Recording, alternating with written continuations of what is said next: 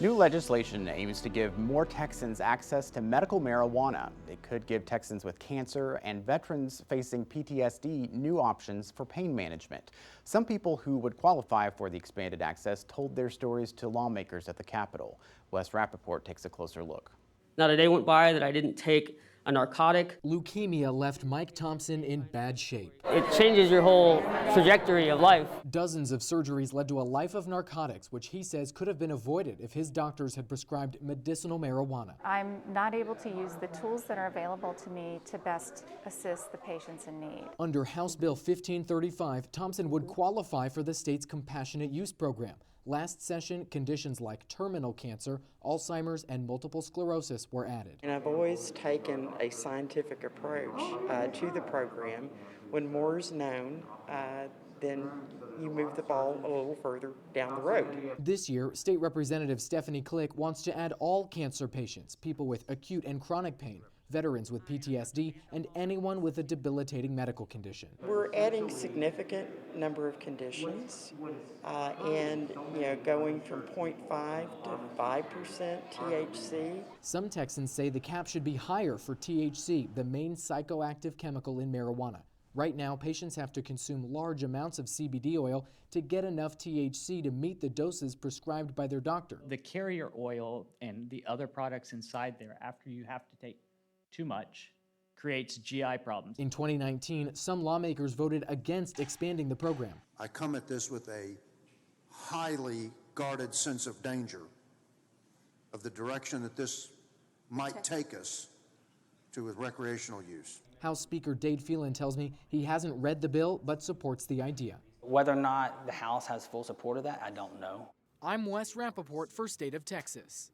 You saw House Speaker Dade Phelan in that story. It was part of a longer interview with our State Bureau reporter Wes Rappaport. The speaker dove into controversies over border funding and election legislation. I'd like to get your thoughts on balancing the concerns that some constituents have brought up and lawmakers about calling this voter suppression compared to concerns about simply, the cheating in our elections. Sure. And let me just say, the House had a very thorough hearing last week. It started at 8 a.m., finished at, I believe, 5:30 the next morning, and constituents' voices were heard on House Bill 6. And my office worked very closely with Chairman Kane on his bill, and I feel like it is a bill that addresses voter integrity. We saw a lot of irregularities last cycle, not necessarily fraud, but irregularities where certain counties kind of made up their own election law on a whim.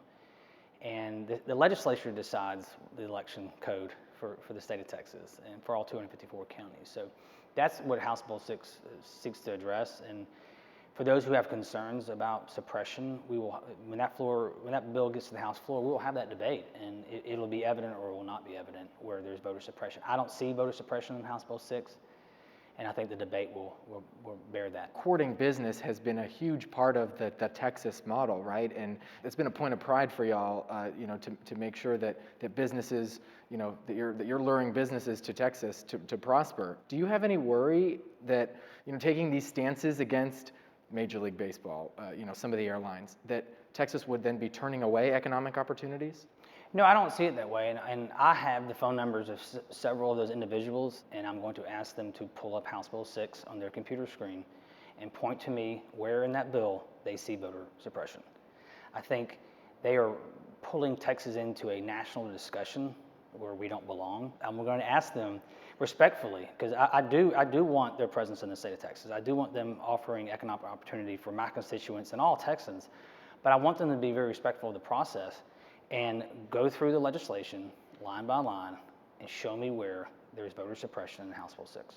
Real quick on the border, is the Texas investment, whether that's man and woman power, whether that's finances, enough right now? It's a great question. We spend north of $800 million every session on border security when it's not the state's responsibility. It's a federal responsibility. And it's frustrating. As someone who's been a part of the appropriation process, to see so many state dollars go to a federal program, in my opinion. We're limited on what we can do on the border, but fighting cartels, fighting human trafficking is obviously a number one goal for the House, and we've always supported border security. I wish we had better communication with the federal government on what their long-term plan is. You know, we're apprehending record amount of migrants coming into Texas each week. It gets higher and higher, and April and May are typically the largest months for apprehensions. And so if you look at 2 weeks ago, it was 21,000. A week ago it was 27,000. And by the estimates of law enforcement, that's typically 25% of what's actually crossing. So yes, it's very concerning. It's a humanitarian crisis is what it is. And it stresses our resources along our border from the Rio Grande Valley all the way up to Del Rio, our healthcare, our public education, our criminal justice system.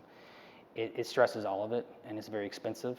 And it's, quite frankly, again, a humanitarian crisis that, you know, Texas would like better direction from our federal government. Wes discussed several issues with Speaker Phelan. You can see more of his interview online. Just look for the State of Texas story in the Texas Politics section of this station's website. Thank you again for joining us for State of Texas. I'm Josh Hinkle. We'll be back next week to bring you an in-depth look at Texas politics.